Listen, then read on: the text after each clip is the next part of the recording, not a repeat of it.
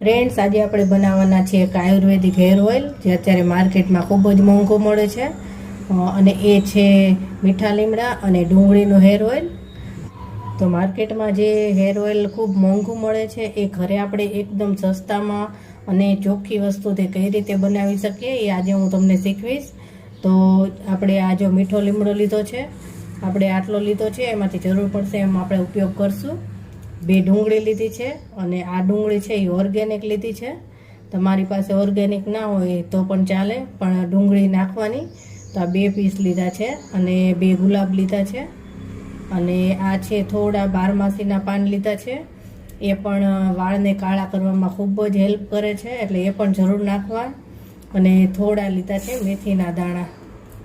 અને જો તમારી પાસે આમળા અવેલેબલ હોય તો આમળા પણ નાખવા. ને ભાંગરો, જાસૂદનું ફૂલ, આ બધું જો તમને મળે તો જરૂર નાખજો. મને તો અત્યારે નથી મળ્યું એટલે મેં આટલી વસ્તુનો ઉપયોગ કર્યો છે. બાકી તમે આમાં જાસૂદનું ફૂલ, ભાંગરો, આમળા એ બધું જ વસ્તુ એડ કરી શકો. અને હા, આપણે આમાં થોડી દૂધી પણ એડ કરવાની છે, પણ દૂધી કાળી ના પડી જાય એટલે મેં પહેલેથી નથી છીણેલી. અને આપણે દૂધીનો એક નાનો ટુકડો છીણીને આમાં એડ કરશું. અને આ મેં કોકોનટ ઓઇલ લીધું છે અને વજનમાં જોઈએ તો 200 ગ્રામ છે આ. અને તમારે આ તેલ બનાવવા માટે કોકોનટ ઓઇલનો જ ઉપયોગ કરવાનો. તો આ એક બાઉલ, આમ જોઈએ તો એક બાઉલ છે અને વજનમાં જોઈએ તો 200 ગ્રામ છે. તો સારું, ચાલો આપણે ઝડપથી તેલ બનાવવાની શરૂઆત કરી દઈએ. સૌથી પહેલાં આપણે મિક્સર જારમાં લીમડાના પત્તાને ક્રશ કરવાના છે. એકદમ પેસ્ટ નહીં કરી નાખીએ, થોડા જ ક્રશ કરીશું. તો આપણે 5 થી 6 ડાળખી લીમડો લઈશું. એકદમ ફ્રેશ લીમડો લેવાનો. અને આ હેર ઓઇલ તમે બનાવી અને 3 થી 4 મહિના માટે સ્ટોર કરી શકો છો.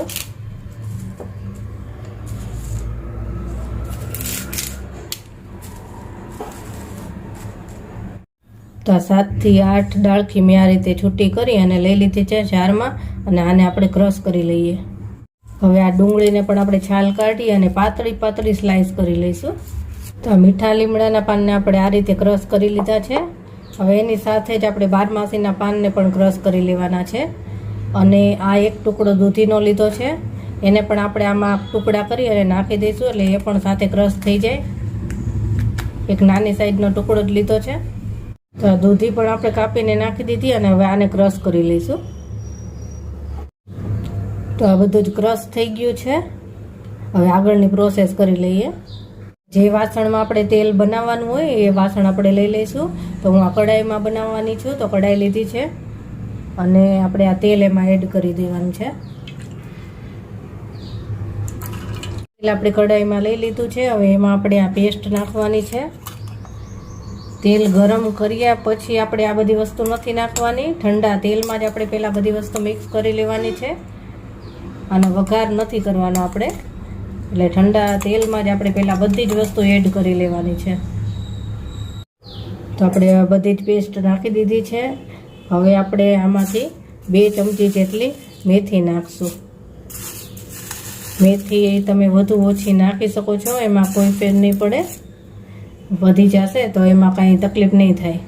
આ ગુલાબની પાંદડી પણ નાખી દેવાની છે.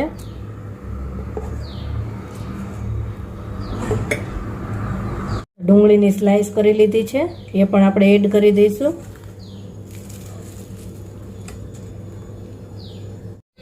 હવે બધી જ વસ્તુને આપણે એકદમ સરસ રીતે પહેલાં મિક્સ કરી લેવાની છે.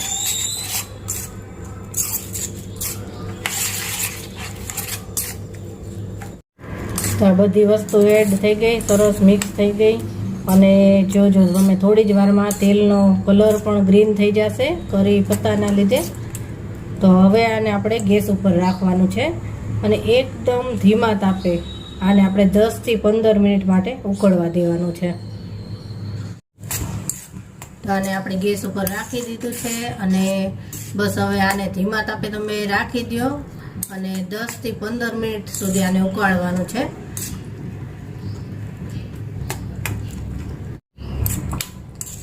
આ તેલથી તમારા વાળ તો નવા ઉગશે જ, સાથે કાળા વાળ રહેશે, સફેદ થતા અટકશે અને ગ્રોથ તો બહુ જ સરસ થાય છે આ ઓઇલથી. તો તમે પણ ઘરે જરૂર બનાવજો. તો બસ આ ધીમે ધીમે ઉકળશે અને આના બધા જ પોષક તત્વો હશે એ તેલમાં એડ થઈ જશે અને આને આપણે ધીમા તાપે જ રાખશું. અને મેં કીધું તેમ ધ્યાન રાખજો કે આને એકદમ ધીમા તાપે જ થવા દેવાનું છે. જો તમે ફૂલ તાપ રાખશો અને આ બધું બળી જશે તો આના જે કાંઈ પોષક તત્વો હશે એ તો બળી જ જશે. આમાં તેલમાં કાંઈ પણ એડ નહીં થાય. તો આને ધીમા તાપે જ આપણે થવા દઈશું. તો સારું, ચાલો હવે 10 થી 15 મિનિટ પછી હું તમને બતાવીશ કે આ તેલ કેવું થયું છે. તો 15 મિનિટ થઈ ગઈ છે અને આ જો સરસ ઉકળી ગયું છે અને જોઈ શકો છો કે આ બધી વસ્તુમાંથી કાંઈ પણ વસ્તુ બળી નથી ગઈ, બધી એવી ને એવી જ છે. અને કલર પણ તમે જો ઓઇલનો ગ્રીન કલર આવી ગયો છે. તો બસ હવે આ ઓઇલ તૈયાર છે અને આને હવે આપણે ગેસ બંધ કરી દઈ અને ઠંડુ થવા દેવાનું છે. આ એકદમ ઠંડુ થાય પછી જ આને આપણે બોટલમાં ભરીશું. અને જો બની શકે તો આ તેલ બની ગયા પછી આને આપણે 1 દિવસ માટે આ રીતે જ આ બધી વસ્તુમાં જ એમનામ રાખી દેવાની. તો આના પોષક તત્વો જે કાંઈ હશે એ બધા જ ઓઇલમાં એકદમ સરસ મિક્સ થઈ જશે. પણ આપણે તો અત્યારે 2 કલાક પછી ઠંડુ થાય એટલે આપણે આને એક કપડાથી ગાળી અને બોટલમાં ભરી લઈશું. તો 2 કલાક થઈ ગઈ છે અને આ એકદમ સરસ ઠંડુ થઈ ગયું છે તેલ અને કલર પણ સરસ આવી ગયો છે. તો હવે આને આપણે ગાળી લેવાનું છે અને આપણે કપડાની મદદથી ગાળશું એટલે દબાવી અને સરસ રીતે આપણે તેલ એમાંથી નીચોવી શકીએ. તો સારું, ચાલો ગાળી લઈએ. આ એક મેં બાઉલ લઈ લીધું છે પ્લાસ્ટિકનું, તેના ઉપર આપણે આ નેટ રાખી દઈશું અને હવે તેના ઉપર આપણે એક રૂમાલ રાખી દઈશું અથવા કોઈ પણ કોટનનું કપડું. મેં અત્યારે આ એક રૂમાલ લીધો છે, હાથ રૂમાલ આવે તે, અને આમાં આપણે ગાળશું. કોટનનું કપડું હોય એટલે સરસ રીતે નીચોવી શકાય. હવે આ તેલનું બધું જ મિશ્રણ આપણે આમાં નાખી દઈશું.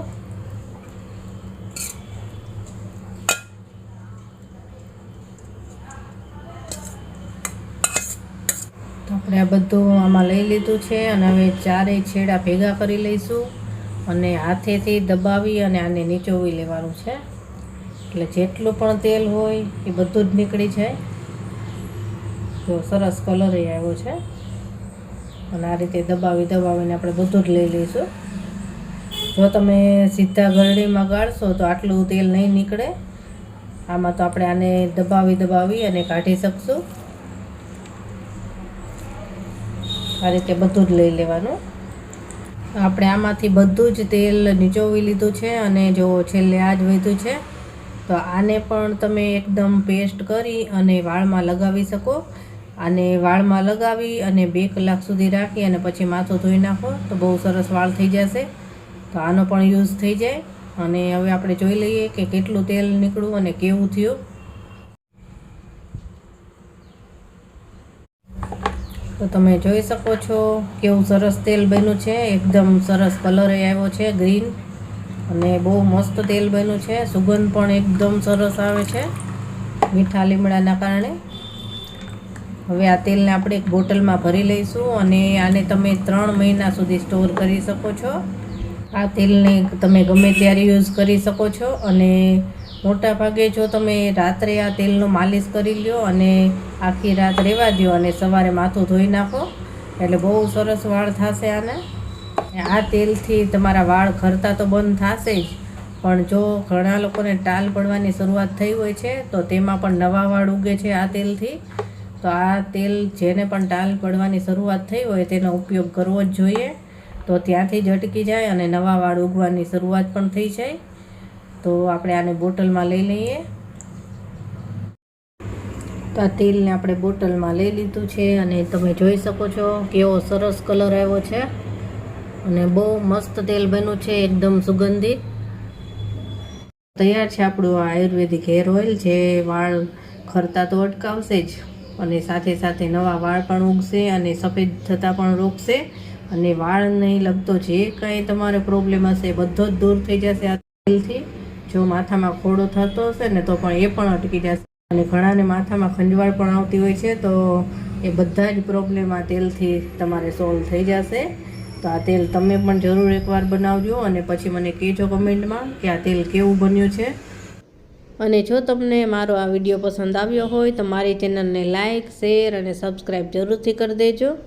તો સારું, ચાલો આજનો વિડીયો આપણે અહીંયા જ પૂરો કરીએ અને ફરી મળીશું નવા વિડીયો સાથે. બાય.